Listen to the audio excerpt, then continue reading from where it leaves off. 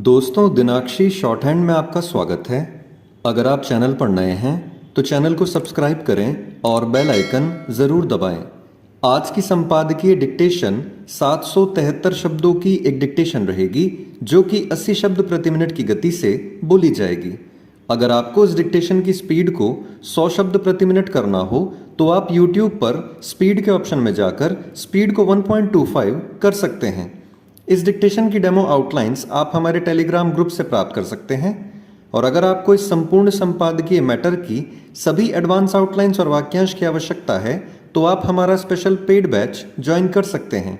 हमारे paid batch में दी गई एडवांस आउटलाइंस और वाक्यांश की सहायता से आप शॉर्ट हैंड को 120 प्लस की गति में लिखने में सक्षम होंगे। इस बैच को ज्वाइन करने के लिए आप डिस्क्रिप्शन बॉक्स में दिए गए मोबाइल नंबर पर व्हाट्सएप कर सकते हैं। तो चलिए डिक्टेशन को स्टार्ट करते हैं। डिक्टेशन 5 सेकंड बाद स्टार्ट होगी। Ready, start. नौकरी, व्यापार आदि के सिलसिले में जम्मू कश्मीर में रह रहे दूसरे प्रांत के लोगों को मताधिकार देने की मुख्य निर्वाचन अधिकारी की घोषणा पर कुछ राजनीतिक दल इस तरह हंगामा कर रहे हैं, उसका औचित्य समझना कठिन है। उनकी ओर से ऐसा प्रचारित करने की कोशिश की जा रही है जैसे निर्वाचन आयोग की ओर से जम्मू कश्मीर के लिए कोई नई व्यवस्था बनाई जा रही हो। सच यह है कि वहाँ वही होने जा रहा है जैसा शेष देश में होता है। देश के दूसरे हिस्सों में अन्य राज्यों के जो लोग रहने लगते हैं वे कुछ समय बाद आम तौर पर वहाँ के मतदाता बन जाते हैं। शर्त केवल यह होती है कि उन्हें अपने गृह राज्य में मतदाता के रूप में अपना पंजीकरण रद्द कराना होता है।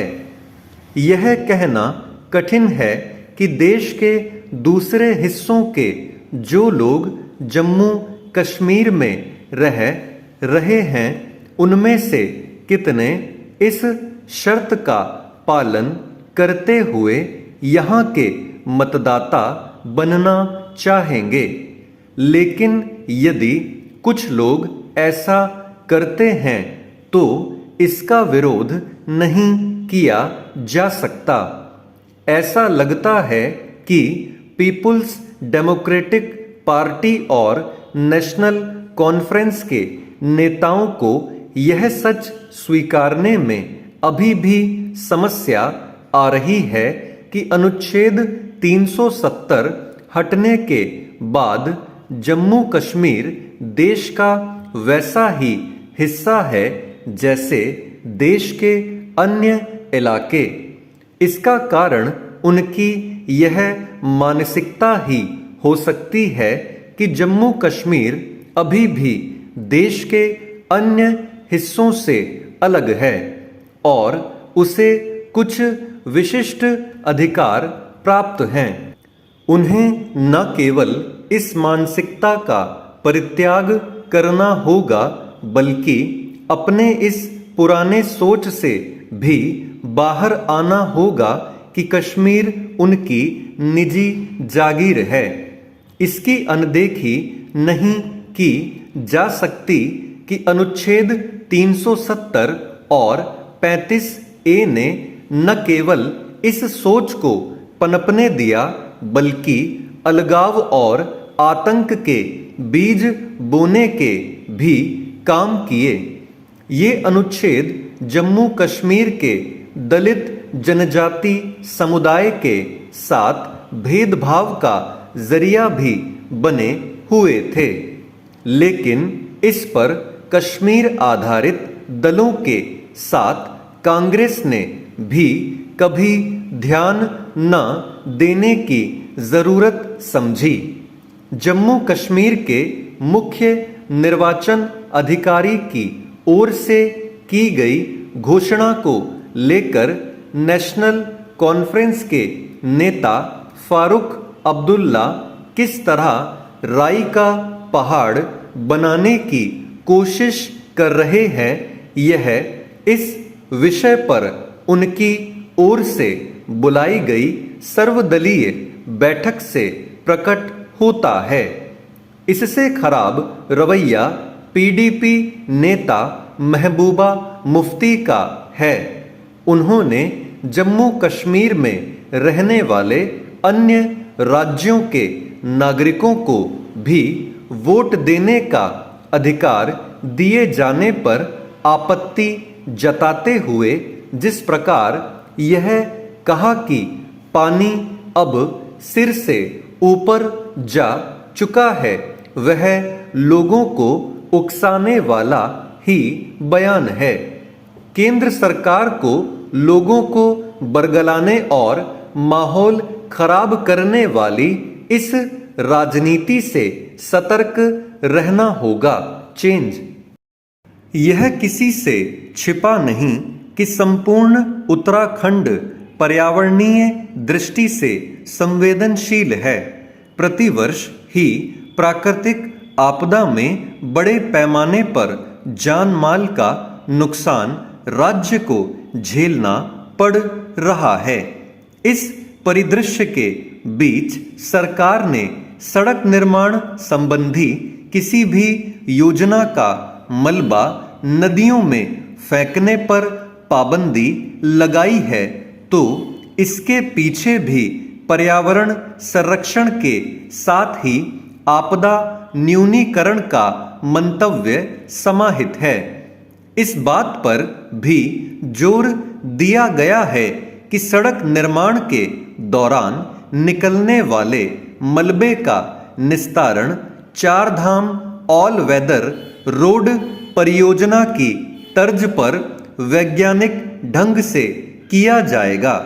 शासन ने लोक निर्माण विभाग समेत सड़क निर्माण से जुड़े सभी विभागों और एजेंसियों को पत्र भेजकर इस मामले में बेहद संवेदनशील रुख अपनाने को कहा है।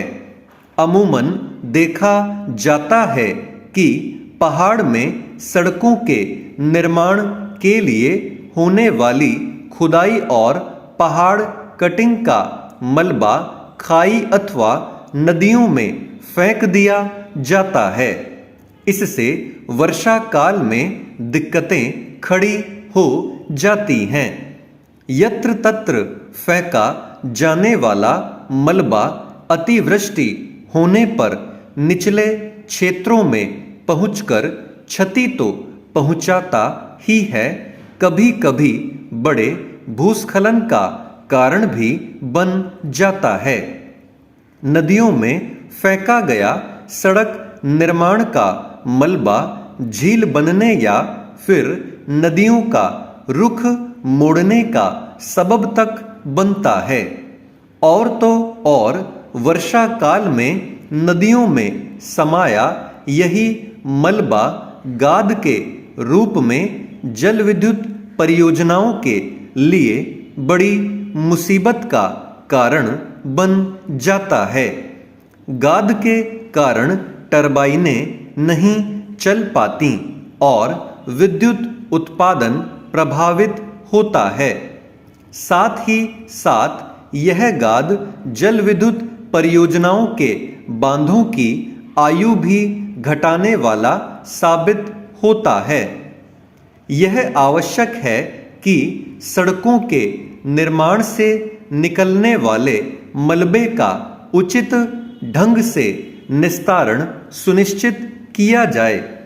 इसमें यह भी देखा जाना चाहिए कि मलबे के निस्तारण के मद्देनजर जहां भी डंपिंग जोन बनाए जा रहे हैं उसकी निरंतर मॉनिटरिंग हो, यानी जहां भी डंपिंग जोन बनाए जा रहे हैं अथवा बनाए जाने हैं उस स्थल की ठीक से पड़ताल अवश्य कर ली जाए।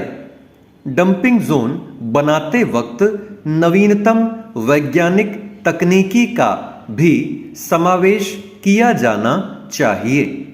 कहने का आशय यह कि इस विषय को लेकर गहन चिंतन मनन कर गंभीरता से कदम बढ़ाने होंगे।